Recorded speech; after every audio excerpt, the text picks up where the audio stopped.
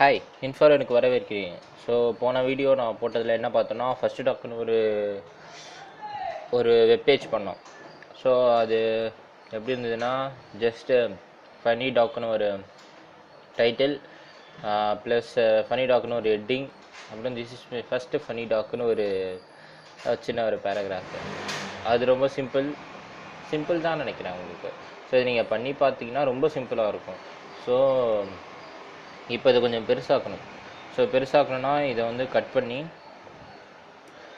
பண்ணி ஒரு ஃபோல்டரில் போட்டுக்கலாம். ஒரு புது ஃபோல்டரை க்ரியேட் பண்ணி ஏதாவது ஒரு பேர் வைக்கணுமே.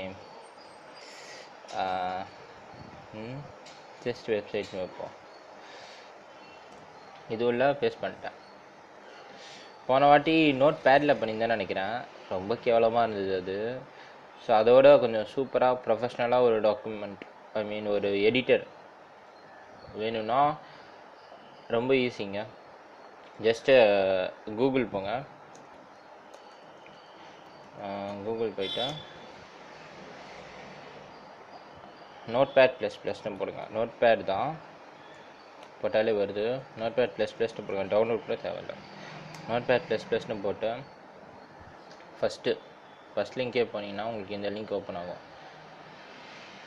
இந்த லிங்க்கில் டவுன்லோட்னு ஒரு பட்டி இருக்கா, அது கீழே 32 பிட் 886 ஜிப் பேக்கேஜ், அது மாதிரி நிறைய இருக்குது. 64 பிட் இருக்குது. இதில் எது டவுன்லோட் பண்ணுறதுன்னு உங்களுக்கு குழப்பமாக இருந்ததுன்னா ஸ்ட்ரைட்டாக போங்க, பிசி போங்க.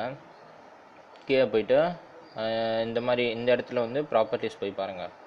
இந்த ப்ராப்பர்ட்டிஸில் 64 பிட் ஆப்ரேட்டிங் சிஸ்டம்னு இருந்ததுன்னா, இந்த சிஸ்டம் டைப்பில் 64 பிட் இருந்துச்சுன்னா நீங்கள் இந்த ரெண்டுத்தில் எது வேணால் டவுன்லோட் பண்ணிக்கலாம், உங்கள் இஷ்டம்தான்.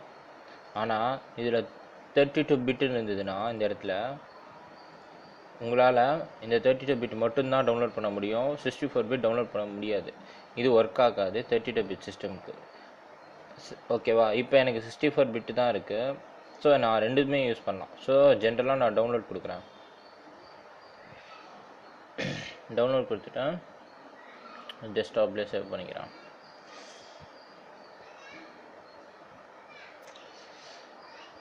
கொஞ்சம் இன்டர்நெட் ஸ்லோவாக இருக்குது. சரி, ஓகே. சரி, இப்போதைக்கு இது டவுன்லோட் ஆகட்டும். அதுக்குள்ளே ஆல்ரெடி நான் டவுன்லோட் பண்ணி இன்ஸ்டால் பண்ணி வச்சுருக்கேன். ஸோ இந்த ஃபஸ்ட்டு டாக் இருக்குல்ல, இதை ரைட் கிளிக் பண்ணி எடிட் வித் உங்களுக்கு நீங்கள் இன்ஸ்டால் பண்ண டவுன்லோட் ஆகிடுச்சு. இது உள்ளே போய்ட்டு yes, okay, next, I agree, default இதுவே இருக்கட்டும், நெக்ஸ்ட், இது அப்படியே இருக்கட்டும், நெக்ஸ்ட். இது எதுவுமே தேவையில்ல, அப்படியே மாற்றாதீங்க, ஸ்ட்ரைட்டாகவே டிஃபால்ட்டாகவே இன்ஸ்டால் கொடுத்துருங்க. ஆல்ரெடி நான் இன்ஸ்டால் பண்ணிட்டேன். ஸோ இப்போ நான் இன்ஸ்டால் கொடுக்கல. ஸோ நீங்கள் ஃபுல்லாக அது இன்ஸ்டால் ஆகி முடிஞ்ச உடனே நீங்கள் இந்த ஃபஸ்ட்டு டாக்கை வந்து ரைட் கிளிக் பண்ணி பார்த்தீங்கன்னா எடிட் வித் நோட்பேட் ++ன்னு இருக்கும். ஸோ இது கொடுத்தீங்கன்னா நோட்பேட் ++ ஓப்பன் ஆகும். அவ்வளோதாங்க. இப்போ நோட்பேட் ++ல் நம்ம என்ன பண்ணுமோ அது அப்படியே இங்கே வந்திருக்கும். ஸோ ரன் கொடுத்து லான்ச் இன் க்ரோம் கொடுத்தீங்கன்னா ஸ்ட்ரெயிட்டாக க்ரோமில் லான்ச் ஆகிரும். ஓகே, இப்போ இங்கே இது எடிட் பண்ணலாம்.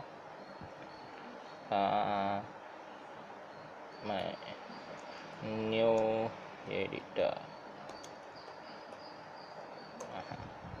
ஓகே,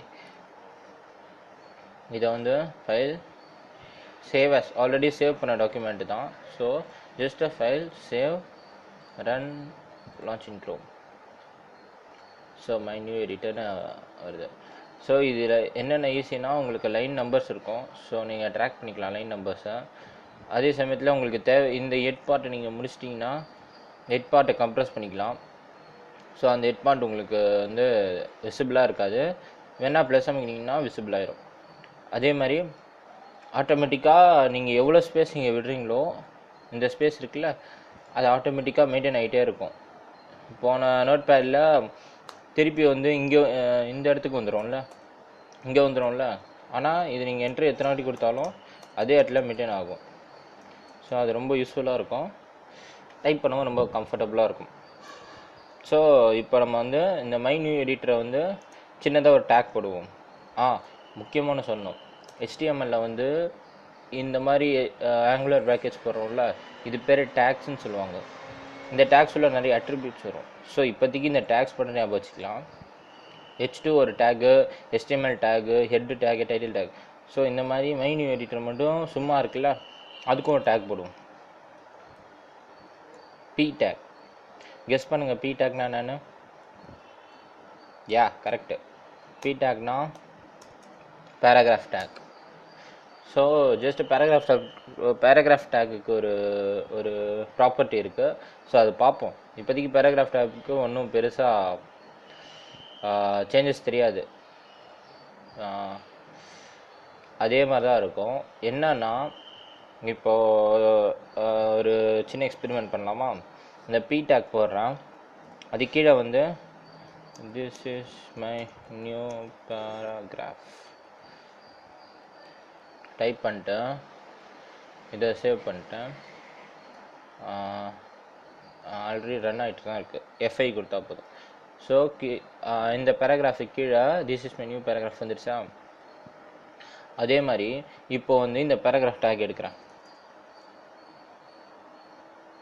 நல்லா பாருங்கள், இதுக்கு முன்னாடி எங்கே இருக்குது? இதான் செகண்ட். இதுக்கு முன்னாடி மை நியூ எடிட்டர்னு இருக்குது, அது கீழே திஸ் இஸ் மை நியூ பேராகிராஃப்னு வந்துருக்கு. இப்போ நான் வந்து P டேக் எடுத்துட்டேன், இப்போ சேவ் பண்ணுறேன். பார்த்தீங்களா, பக்கத்தில் வந்துடுச்சு. இதுதாங்க பெரிய டிஃப்ரென்ஸ், இது நிறைய யூஸ் ஆகும். ஸோ இப்படி வந்து பக்கத்தில் வந்ததுன்னா அது வந்து இன்லைன் எலிமெண்ட்டுன்னு சொல்லுவாங்க. டைப் பண்ணிடுறேன், இது பேர் வந்து இன்லைன் எலிமெண்ட்டுன்னு சொல்லுவாங்க. ஓகே, அதுவே இப்படி பேராகிராஃப் டேக் போட்டு இன்லைன் எலிமெண்ட் வந்துருச்சா, இது கீழே வந்து இன்னொரு இது போடுவோம், P டேக் போடுவோம். போட்டுட்டு இது பேர் பிளாக் எலிமெண்ட்டு. பிளாக் எலிமெண்ட்டு கீழே வந்து ஜஸ்ட் பேரா. ஓகேவா, இப்போ உங்களுக்கு நல்லா தெரியும் டிஃப்ரென்ஸு. இன்லைன் எலிமெண்ட்டுக்கு இதான் இன்லைன் எலிமெண்ட்டு. இந்த இன்லைன் எலிமெண்ட்டுக்கு பக்கத்துலேயே பாருங்கள் this is my new paragraph வந்துருக்கு. ஆனால் பிளாக் எலிமெண்ட் வந்து இந்த ஹோல் இதையுமே ஃபுல்லாகவே எடுக்கும். ஸோ இந்த பிளாக் எலிமெண்ட்டோட எப்படி சொல்கிறது, இந்த பிளாக் எலிமெண்ட்டோட அந்த சைஸ் வந்து உங்கள் ஸ்க்ரீன் ஃபுல்லாக எடுக்கும். ஸோ அதுக்கு நீங்கள் அது கீழே என்ன டைப் பண்ணாலும் ஜஸ்ட்டாக பேராங்கிறது கீழே தான் வரும். ஆனால் இன்லைன் எலிமெண்ட் அந்த கண்டென்ட் எவ்வளோ பெருசோ அதுக்கேற்ற சைஸ் தான் எடுக்க போகுது. ஸோ கீழே எதாவது டைப் பண்ணிங்கன்னா பக்கத்துலேயே வந்துடும். இது தாங்க பேராகிராஃப் டேக்கோட ஒரு ஸ்பெஷாலிட்டி. இந்த மாதிரி நிறைய இருக்குது, எப்படி சொல்கிறது, எல்லாத்துக்கும் இன்லைன் பிளாக் இருக்குது. ஸோ H2 ஒரு பிளாக் எலிமெண்ட், H2 போட்டு ஃபனி டாக் போட்டு அது கீழே என்ன டைப் பண்ணாலும் அதுக்கு கீழே தான் வரும். ஸோ இது வந்து இந்த ஹோல் ஸ்க்ரீனோட சைஸே எடுக்கும். புரிஞ்சிருக்கும்னு நினைக்கிறேன். ஸோ ஏன் இந்த இன்லைன் எலிமெண்ட் அங்கே டிஸ்பிளே ஆகுதுன்னு யோசிப்பீங்க. இதில் நீங்கள் கமெண்ட்ஸ் ஆட் பண்ணிக்கலாம். கமெண்ட்ஸ் ஆட் பண்ணுறது இதேமாதிரி ஆங்குலர் ப்ராக்கெட்ஸ், எக்ஸ்க்ளமேட்டரி மார்க், 2 ஐஃபன், இன்னும் 2 ஐஃபன், 4 ஐஃபன், இன்லைன் எலிமெண்ட் இப்படி டைப் பண்ணிட்டீங்கன்னா, இதை வந்து சேவ் பண்ணிட்டீங்கன்னா, போய் ரெஃப்ரெஷ் பண்ணிங்கன்னா இந்த இன்லைன் எலிமெண்ட் போயிடும். ஸோ இது நம்ம ரெஃபரன்ஸுக்கு மட்டும்தான், யூஸருக்கு தெரியாது. ஓகேவா, இப்போ புரியும்னு நினைக்கிறேன். பேராகிராஃப் டேக்ன்றது ஒரு பிளாக் எலிமெண்ட்டு. இந்த பிளாக் எலிமெண்ட் எதுக்கு யூஸ் பண்ணுவாங்கன்னா, அது பக்கத்தில் எதுவுமே வரக்கூடாது, அது கீழே தான் அடுத்த லைனில் தான் இந்த எலிமெண்ட் முடிஞ்சிச்சுன்னா அடுத்த லைன்லேருந்து ஆரம்பிக்கணும் அப்படின்னா இந்த பிளாக் எலிமெண்ட் யூஸ் பண்ணுவாங்க. மோஸ்ட்டாக பிளாக் எலிமெண்ட் நிறைய யூஸ் ஆகுங்க. இது புரிஞ்சிருக்கும்னு நினைக்கிறேன். அப்படி புரியலன்னா கமெண்ட்ஸில் கேட்கலாம். ஓகேவா, தேங்க்யூ. அடுத்த வீடியோவில் பார்க்கலாம். ரொம்ப நன்றி. இப்போதைக்கு P டேக் வரையும் பார்த்துருக்கோம். இன்லைன் எலிமெண்ட்ஸ்னால் என்ன, பிளாக் எலிமெண்ட்ஸ்னால் என்ன. இன்லைன் எலிமெண்ட்ஸ்னால் ஸ்ட்ரைட்டாக அப்படியே பக்கத்துலேயே அரேஞ்ச் ஆகும். பிளாக் எலிமெண்ட்ஸ்னால் கீழே அரேஞ்ச் ஆகும், அவ்வளோதான், சிம்பிள். சரி, ஓகேங்க, தேங்க்ஸ், பாய். அடுத்த வீடியோவில் இதோட புது கண்டென்ட் வச்சுட்டு உங்களை சந்திக்கிறேன்.